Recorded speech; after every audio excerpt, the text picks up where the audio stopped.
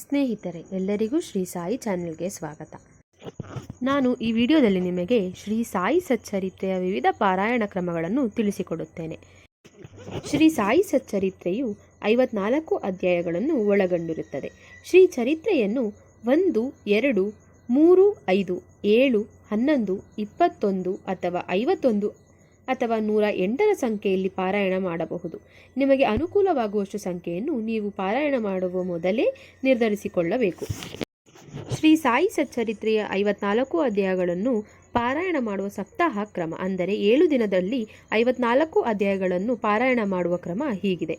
1ನೆಯ ದಿನ 1ರಿಂದ 8ನೇ ಅಧ್ಯಾಯಗಳನ್ನು ಹಾಗೂ 2ನೆಯ ದಿನ 9ರಿಂದ 16ನೇ ಅಧ್ಯಾಯಗಳು, 3ನೆಯ ದಿನ 17ರಿಂದ 23ನೇ ಅಧ್ಯಾಯಗಳು, 4ನೆಯ ದಿನ 24ರಿಂದ 30ನೇ ಅಧ್ಯಾಯಗಳು, 5ನೆಯ ದಿನ 31ರಿಂದ 39ನೇ ಅಧ್ಯಾಯಗಳು, 6ನೆಯ ದಿನ 40ರಿಂದ 48ನೇ ಅಧ್ಯಾಯಗಳು ಹಾಗೂ 7ನೆಯ ದಿನ 49ರಿಂದ 54ನೇ ಅಧ್ಯಾಯಗಳನ್ನು ನೀವು ಪಾರಾಯಣ ಮಾಡಿ ಸಪ್ತಾಹ ಕ್ರಮವನ್ನು ಪೂರ್ಣಗೊಳಿಸಬಹುದು.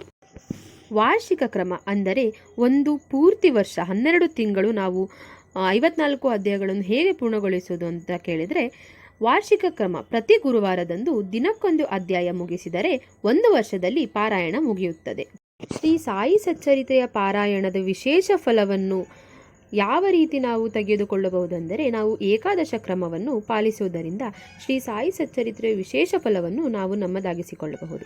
ಏಕಾದಶ ಕ್ರಮ ಅಂದರೆ 54 ದಿನಗಳಲ್ಲಿ ಸತತವಾಗಿ ಪ್ರತಿದಿನ 11 ಅಧ್ಯಾಯಗಳಂತೆ ಸರಪಣಿಯ ರೀತಿಯಲ್ಲಿ ಪಾರಾಯಣ ಮಾಡುವ ಕ್ರಮಕ್ಕೆ ಏಕಾದಶ ಕ್ರಮ ಪಾರಾಯಣ ವಿಧಾನ ಎನ್ನಲಾಗಿದೆ. ಇದರಂತೆ ಒಟ್ಟು 11 ಬಾರಿ ಸಾಯಿ ಸಚ್ಚರಿತೆಯ ಪಾರಾಯಣವಾಗುತ್ತದೆ. ಈ ಪಾರಾಯಣವು ಅಂದರೆ ಏಕಾದಶ ಕ್ರಮ ಪಾರಾಯಣ ಮಾಡುವುದರಿಂದ ಹೆಚ್ಚು ಸಂಯಮ, ಸಂತೃಪ್ತಿಯ ಮನೋಭಾವದಿಂದ ಆಚರಿಸಬೇಕಾದ ಸಾಯಿ ದೀಕ್ಷೆ ಎಂದೇ ಹೇಳಬಹುದು. ಇದರ ಕ್ರಮ ಹೀಗಿರುತ್ತದೆ.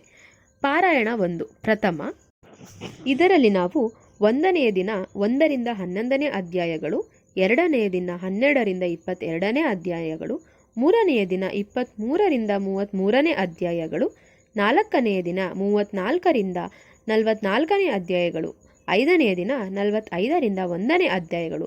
ಮತ್ತೆ ನಾವು 54ರ ನಂತರ ಪಾರಾಯಣ 1ರಲ್ಲೇ ಮತ್ತೆ ನಾವು 1ನೇ ಅಧ್ಯಾಯವನ್ನು ಶುರು ಮಾಡುತ್ತೇವೆ. ಪಾರಾಯಣ 2 ದ್ವಿತೀಯ ಅಂದರೆ 6ನೆಯ ದಿನ 2ರಿಂದ 12ನೇ ಅಧ್ಯಾಯಗಳು, 7ನೇ ದಿನ 13ರಿಂದ 23ನೇ ಅಧ್ಯಾಯಗಳು, 8ನೇ ದಿನ 24ರಿಂದ 34ನೇ ಅಧ್ಯಾಯಗಳು, 9ನೆಯ ದಿನ 35ರಿಂದ 45ನೇ ಅಧ್ಯಾಯಗಳು, 10ನೆಯ ದಿನ 46ರಿಂದ 2ನೇ ಅಧ್ಯಾಯಗಳು. 54ರ ಅಧ್ಯಾಯದ ನಂತರ ಮತ್ತೆ ನಾವು 1, 2ನೇ ಅಧ್ಯಾಯವನ್ನು ಪಾರಾಯಣ 2ರಲ್ಲಿಯೇ ಶುರು ಮಾಡ್ತೀವಿ. ಪಾರಾಯಣ 3 ತೃತೀಯ 11ನೆಯ ದಿನ 3ರಿಂದ 13ನೇ ಅಧ್ಯಾಯಗಳು, 12ನೆಯ ದಿನ 14ರಿಂದ 24ನೇ ಅಧ್ಯಾಯಗಳು, 13ನೆಯ ದಿನ 25ರಿಂದ 34ನೇ ಅಧ್ಯಾಯಗಳು, 14ನೆಯ ದಿನ 36ರಿಂದ 46ನೇ ಅಧ್ಯಾಯಗಳು, 15ನೆಯ ದಿನ 47ರಿಂದ 3ನೇ ಅಧ್ಯಾಯಗಳು. ನಾವು ಪಾರಾಯಣ 3ರಲ್ಲಿಯೇ ಮತ್ತೆ 54 ಅಧ್ಯಾಯಗಳನ್ನು ಮುಗಿಸಿ 1, 2, 3ನೇ ಅಧ್ಯಾಯವನ್ನು ಪಾರಾಯಣ 3ರಲ್ಲಿಯೇ ಮತ್ತೆ ಶುರು ಮಾಡ್ತೀವಿ. ಪಾರಾಯಣ 4 ಚತುರ್ಥ 16ನೆಯ ದಿನ 4ರಿಂದ 14ನೇ ಅಧ್ಯಾಯಗಳು, 17ನೆಯ ದಿನ 15ರಿಂದ 25ನೇ ಅಧ್ಯಾಯಗಳು, 18ನೇ ದಿನ 26ರಿಂದ 36ನೇ ಅಧ್ಯಾಯಗಳು, 19ನೆಯ ದಿನ 37ರಿಂದ 47ನೇ ಅಧ್ಯಾಯಗಳು, 20ನೆಯ ದಿನ 48ರಿಂದ 4ನೇ ಅಧ್ಯಾಯಗಳು. 54ರ ನಂತರ ಮತ್ತೆ ನಾವು ಪಾರಾಯಣ 4ರಲ್ಲಿಯೇ 1, 2, 3, 4ನೇ ಅಧ್ಯಾಯಗಳನ್ನು ಮುಗಿಸಿರುತ್ತೇವೆ.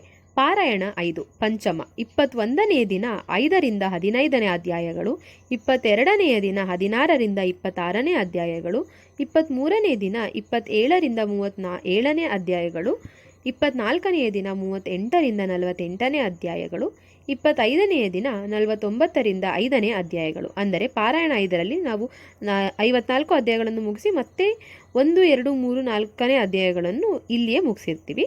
ಪಾರಾಯಣ 6 ಷಷ್ಠ 26ನೆಯ ದಿನ 6ರಿಂದ 16ನೇ ಅಧ್ಯಾಯಗಳು, 27ನೆಯ ದಿನ 17ರಿಂದ 27ನೇ ಅಧ್ಯಾಯಗಳು, 28ನೆಯ ದಿನ 28ರಿಂದ 38ನೇ ಅಧ್ಯಾಯಗಳು, 29ನೆಯ ದಿನ 39ರಿಂದ 49ನೇ ಅಧ್ಯಾಯಗಳು, 30ನೆಯ ದಿನ 50ರಿಂದ 6ನೇ ಅಧ್ಯಾಯಗಳನ್ನು ಮುಗಿಸುತ್ತೇವೆ. 54ರ ನಂತರ ಮತ್ತೆ ನಾವು ಇಲ್ಲಿ 1ರಿಂದ 6ನೇ ಅಧ್ಯಾಯಗಳನ್ನು ಪಾರಾಯಣ 6ರಲ್ಲಿಯೇ ಮುಗಿಸಿಕೊಳ್ಳುತ್ತೇವೆ. ನಂತರ ಪಾರಾಯಣ 7 ಸಪ್ತಮ 31ನೆಯ ದಿನ 7ರಿಂದ 17ನೇ ಅಧ್ಯಾಯಗಳು, 32ನೆಯ ದಿನ 18ರಿಂದ 28ನೇ ಅಧ್ಯಾಯಗಳು, 33ನೆಯ ದಿನ 29ರಿಂದ 39ನೇ ಅಧ್ಯಾಯಗಳು, 34ನೆಯ ದಿನ 40ರಿಂದ 50ನೇ ಅಧ್ಯಾಯಗಳು, 35ನೆಯ ದಿನ 51ರಿಂದ 7ನೇ ಅಧ್ಯಾಯವನ್ನು ಮುಗಿಸಿರುತ್ತೇವೆ. 54ರ ನಂತರ ಮತ್ತೆ 1ರಿಂದ 7ನೇ ಅಧ್ಯಾಯವನ್ನು ನಾವು ಪಾರಾಯಣ 7ರಲ್ಲಿಯೇ ಮುಗಿಸಿರುತ್ತೇವೆ.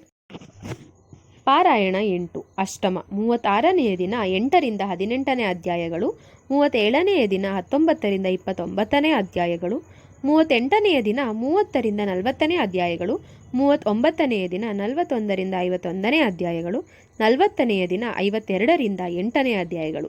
ಅಂದರೆ 54ರ ನಂತರ ಮತ್ತೆ 1ರಿಂದ 8ನೇ ಅಧ್ಯಾಯಗಳನ್ನು ನಾವು ಪಾರಾಯಣ 8ರಲ್ಲೇ ಮುಗಿಸ್ಕೊಳ್ತೀವಿ. ಪಾರಾಯಣ 9 ನವಮಿ 41ನೆಯ ದಿನ 9ರಿಂದ 19ನೇ ಅಧ್ಯಾಯಗಳು, 42ನೆಯ ದಿನ 20ರಿಂದ 30ನೇ ಅಧ್ಯಾಯಗಳು, 43ನೆಯ ದಿನ 31ರಿಂದ 41ನೇ ಅಧ್ಯಾಯಗಳು, 44ನೆಯ ದಿನ 42ರಿಂದ 52ನೇ ಅಧ್ಯಾಯಗಳು, 45ನೆಯ ದಿನ 53ರಿಂದ 9ನೇ ಅಧ್ಯಾಯಗಳು. ಅಂದರೆ 54ರ ನಂತರ ಮತ್ತೆ ನಾವು 1ರಿಂದ 9ನೇ ಅಧ್ಯಾಯವನ್ನು ಪಾರಾಯಣ 9ರಲ್ಲಿ ಮುಗಿಸ್ಕೊಳ್ತೀವಿ. ಪಾರಾಯಣ 10 ದಶಮಿ 46ನೆಯ ದಿನ 10ರಿಂದ 20ನೇ ಅಧ್ಯಾಯಗಳು, 47ನೆಯ ದಿನ 21ರಿಂದ 31ನೇ ಅಧ್ಯಾಯಗಳು, 48ನೆಯ ದಿನ 32ರಿಂದ 42ನೇ ಅಧ್ಯಾಯಗಳು, 49ನೆಯ ದಿನ 43ರಿಂದ 53ನೇ ಅಧ್ಯಾಯಗಳು, 50ನೆಯ ದಿನ 54ರಿಂದ 10ನೇ ಅಧ್ಯಾಯಗಳು. 54ರ ನಂತರ ಮತ್ತೆ ನಾವು 1ರಿಂದ 10ನೇ ಅಧ್ಯಾಯವನ್ನು ಪಾರಾಯಣ 10ರಲ್ಲಿಯೇ ಮುಗಿಸ್ಕೊಳ್ತೀವಿ. ಪಾರಾಯಣ 11 ಏಕಾದಶ ಇದು ಕೊನೆಯ ಅಧ್ಯಾಯ ಪಾರಾಯಣ ಆಗಿರುತ್ತೆ.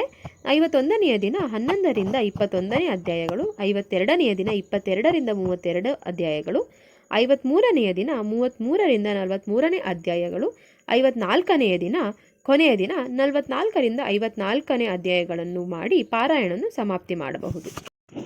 ನಂತರ ವಿಶೇಷ ಫಲಪ್ರಾಪ್ತಿಗಾಗಿ ವಿಶಿಷ್ಟ ಸಂಖ್ಯೆಗಳಲ್ಲಿ ಪಾರಾಯಣ ಮಾಡುವ ಕ್ರಮವು ಆಚರಣೆಯಲ್ಲಿದೆ. ಅಂದರೆ ನಾವು ಯಾವುದಾದರೂ ಕಾರ್ಯಗಳನ್ನು ಮಾಡುವುದಾದರೆ, ಯಾರಿಗಾದರೂ ಒಳ್ಳೆಯದನ್ನು ಬಯಸುವುದಾದರೆ, ಎಷ್ಟು ಸಲ ನಾವು ಈ ಸಾಯಿ ಸಚ್ಚರಿತ್ರೆಯನ್ನು ಪಾರಾಯಣ ಮಾಡಿದರೆ ನಮಗೆ ಅದರ ಫಲಪ್ರಾಪ್ತಿಯಾಗುತ್ತದೆ, ಅದರ ಬಗ್ಗೆ ತಿಳಿಯುವುದಾದರೆ ಪರರ ಶ್ರೇಯಸ್ಸಿಗೆ ನಿಸ್ವಾರ್ಥ ಭಾವನೆಯಿಂದ 1 ಬಾರಿ, ಪರಮಾನಂದ ಪ್ರಾಪ್ತಿಗಾಗಿ 2 ಬಾರಿ, ಸಕಲ ಕಾರ್ಯಗಳಲ್ಲಿ ಜಯ ಹೊಂದಲು 3 ಬಾರಿ ಪಠಣ ಮಾಡಬೇಕು, ಭಯ ನಿವಾರಣೆಗಾಗಿ 3 ಬಾರಿ, ಉದ್ಯೋಗ ದೊರೆಯಲು 4 ಬಾರಿ ಪಠಣೆ ಮಾಡಬೇಕು, ಉತ್ತಮ ಆರೋಗ್ಯ ಮತ್ತು ರೋಗನಾಶಕ್ಕಾಗಿ 5 ಬಾರಿ ಪಠಣೆ ಮಾಡಬೇಕು, ಉತ್ತಮ ಬಾಂಧವ್ಯಗಳಿಗಾಗಿ 6 ಬಾರಿ ಪಠಣೆ ಮಾಡಬೇಕು, ಶತ್ರು ವಿನಾಶಕ್ಕಾಗಿ 7 ಬಾರಿ, ಶೀಘ್ರ ವಿನಾಹಕ್ಕಾಗಿ 8 ಬಾರಿ, ಸಾಲಬಾಧೆ ಋಣಮುಕ್ತಿ ಹೊಂದಲು 9 ಬಾರಿ, ಉತ್ತಮ ವ್ಯಾಪಾರಕ್ಕಾಗಿ 10 ಬಾರಿ, ಸಂತಾನ ಪ್ರಾಪ್ತಿಗಾಗಿ 11 ಬಾರಿ, ದಾರಿದ್ರ್ಯ ಉಪಶಮನಕ್ಕಾಗಿ 12 ಬಾರಿ, ಧನ ಐಶ್ವರ್ಯ ಲಾಭಕ್ಕಾಗಿ 13 ಬಾರಿ, ಮನಸ್ಸಿನ ಕಾಮನೆಗಳು ಈಡೇರಲು 14 ಬಾರಿ, ಲೋಕ ಕಲ್ಯಾಣದ ಭಾವನೆಗೆ 16 ಬಾರಿ,